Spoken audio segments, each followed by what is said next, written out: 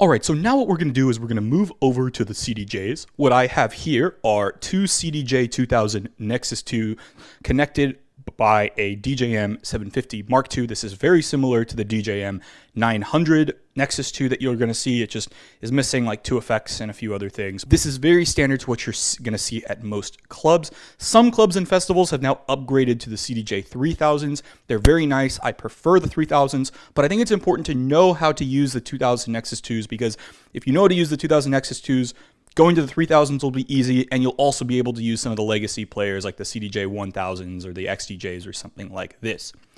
So because this is a 4-channel mixer, notice the similarity here between this and the FLX4. You have two decks. These are separate players connected by a mixer, except in this case, this mixer is a 4-channel mixer.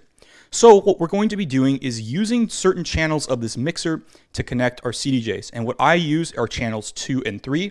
This is very common in the United States to see this, where 2 is going to be this deck over here, 3 is going to be this deck over here. That way, if you have two more players, you can have player 1 be the one on the far left. It just kind of moves left to right. So when we're only going to be using two players here, that's pretty much generally all you're going to need. At least that's all I typically use, unless I'm using another player for effects and loops and things.